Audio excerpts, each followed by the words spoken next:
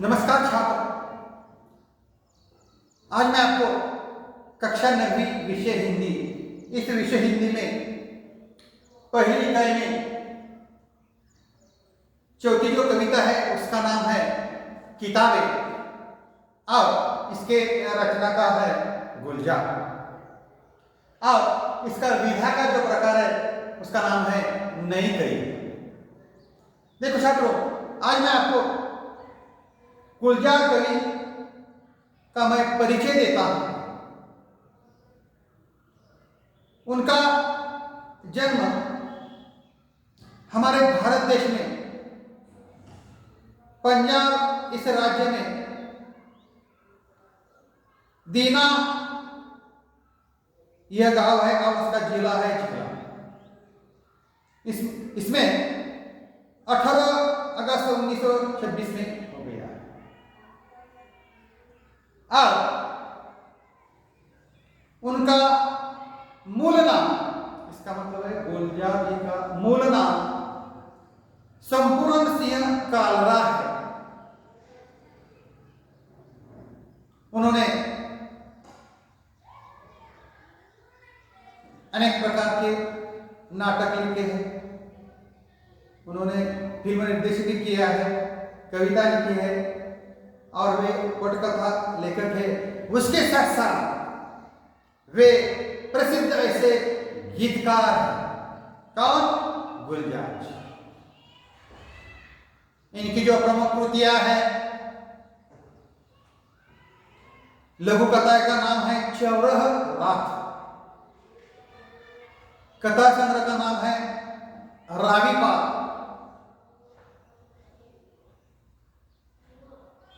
रात चांद और मैं, एक बूंद चांद, रात पश्मीने की, यह कविता संग्रह है। और खराश यह उनकी कविता कहानी का कोलाज है। यह उनकी प्रमुख कृतियां हैं। देखो छात्रों, ये जो कविता है किताबें, ये विधाता प्रकार है नई कविता। और इस कविता में गुलजार जी ने आधुनिक संवेदना के साथ परिवेश के संपूर्ण वैविध्य को नए शिल्प में अभिव्यक्त करने वाली यह एक काव्य धारा है।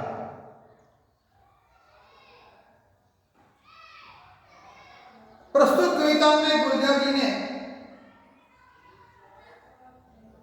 पुस्तकें पढ़ने का सुख, इसका मतलब है किताब पढ़ने से हमें सुख मिलता है। कंप्यूटर के कारण पुस्तकों के प्रति अरुचि। देखो छात्र, आजकल तो जहां देखो हमें कंप्यूटर दिखाई देता है, तो कंप्यूटर के कारण छात्रों की, लोगों की किताब पढ़ने की रुचि कम हो गई है। पुस्तकों और मनुष्य के बीच बड़ी दूरी आ गई है और उससे उत्पन्न दर्द को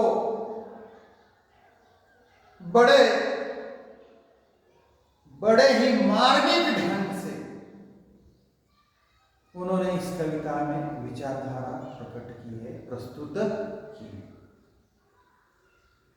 इस कविता में आए हुए जो कठिन शब्द है उसका मैं आपको अर्थ बताता हूं। हसरत का अर्थ है कामना, उम्मीद, इच्छा। सोहबत संगत, जायका यानी स्वाद, लज्जत। सफा यानी पन्ना।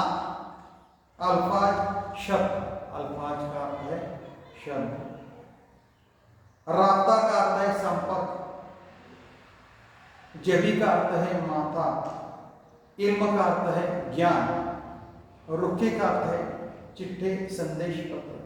रिहल, देखो छात्र, रिहल का अर्थ है ठावनी जिस पर धर्मग्रंथ रखकर पढ़ा जाता है उसे हम रिहल कहते हैं।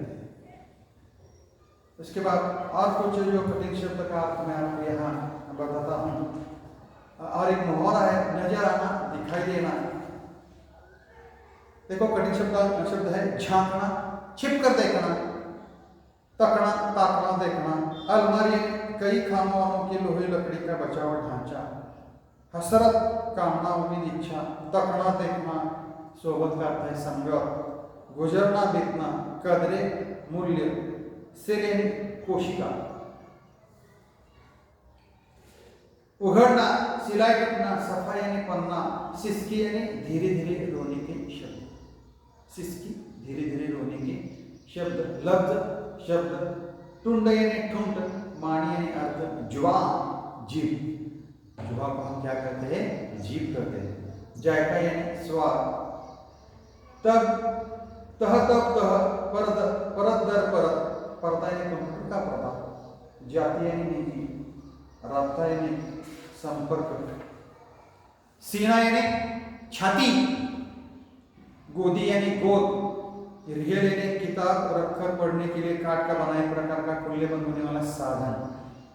नीम सजदे, आधा माथा टेकना, आधा माथा टेकना यानी नीम सजदे। जबी का अर्थ है माथा, इल्म का अर्थ है ज्ञान, आइंदा भविष्य में। रुके, ऊर्जा, छोटा पत्र से चिट करते हैं। शायद यानी संभव है, कदाचित। देखो छात्रों, आज मैंने आपको इस कविता में आए हुए जो कठिन शब्द का अर्थ मैंने आपको यहाँ बताया है। तो छात्रों, इस कठिन शब्द का अर्थ समझना जरूरी है। और इस कविता में गुलजार जी ने पुस्तकों के साथ मनुष्य के पुराने और प्रगाढ़ संबंधों और उनके साथ बिताए गए पुराने शब्दों को याद किया प्रस्तुत कविता में। किताब के माध्यम से रुखों और फूलों के आदान प्रदान तथा निजी जीवन में पुस्तकों की वजह से जुड़ने वाला प्रेम संबंधों का उन्होंने चित्रण किया। इसके साथ ही उन्होंने पुस्तकों के दुख और दर्द, उनसे मनुष्य की बढ़ती दूरियां तथा कंप्यूटर के कारण पुस्तकों को पढ़ने की सुविधाओं आदि का मार्मिक चित्रण उन्होंने इस प्रस्तुत कविता में किया होगा। देखो छात्रों, आज मैंने आपको इस कविता के रचना का, विधा का प्रकार, इस कविता में आए हुए कठिन शब्द का, उसके साथ साथ इस कविता का सारांश बताया है। और यहाँ मैं ठहरता हूँ। धन्यवाद।